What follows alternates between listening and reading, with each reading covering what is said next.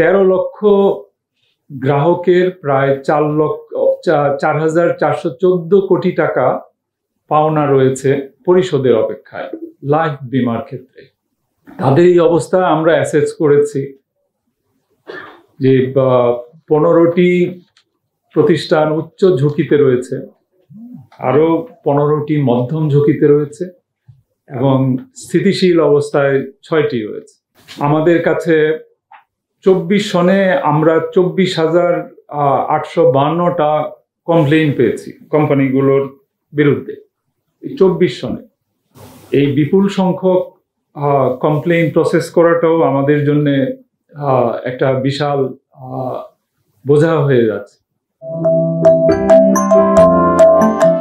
বীমা খাত একটা সংকটের মধ্যে আছে।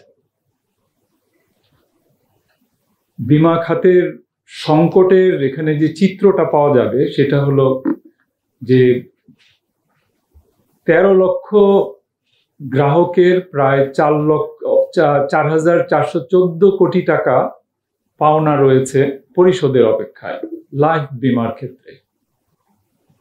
এখানে লাইফ এবং নন লাইফ দুটোই পলিসি হোল্ডারদের তথ্য অনুসারে অপরিশোধের হার লাইফের ক্ষেত্রে 45% আর নন লাইফের ক্ষেত্রে 46%, প্রায় কাছাকাছি 46.98 মানে 47। উভয় ক্ষেত্রেই দেখা যাচ্ছে যে প্রায় অর্ধেকের কাছাকাছি পলিসি সেটেলড হচ্ছে না। টাকার অঙ্কে পার্সেন্টেজটা নিচে দেখানো আছে। অপরিশোধের হার লাইফের ক্ষেত্রে প্রায় 34, নন লাইফের ক্ষেত্রে 67%।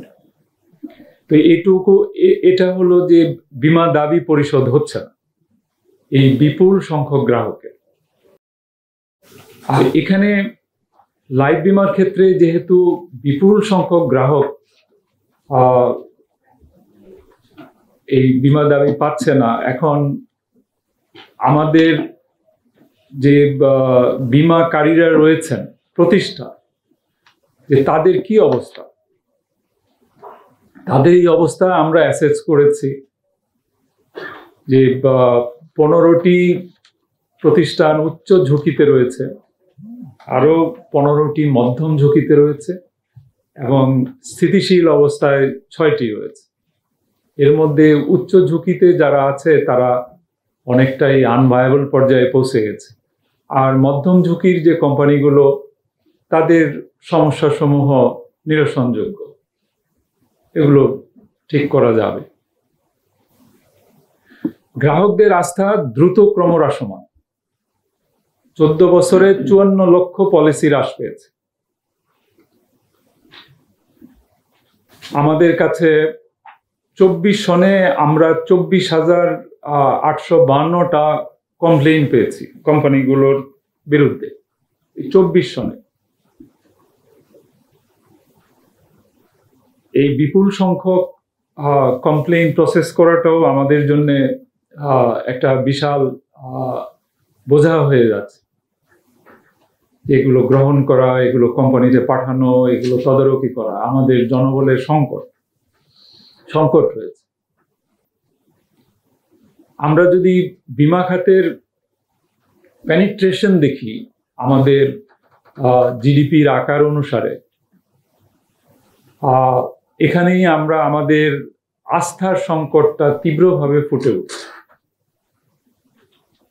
2010 সনে যেখানে 0.94% ছিল, সেটা 23 সনে 0.41% পৌঁছে গেছে, অর্ধেকের বেশি কমে গেছে পেনিট্রেশন হিসাব করা হয়েছে জিডিপির আকারের সাথে আমাদের টোটাল যে প্রিমিয়াম তার অনুপাত হিসাবে। 24 সনে এটা আরো কমেছে। তো এই যে কমে যাচ্ছে, আমাদের এই সময়ে আমাদের প্রতিষ্ঠানের সংখ্যা অনেক বেড়েছে, কিন্তু দেখা যাচ্ছে যে পেনিট্রেশন কমে যাচ্ছে, অর্ধেক হয়ে গেছে। এবং এটা আস্থার সংকট এখানে প্রতিফলিত হচ্ছে।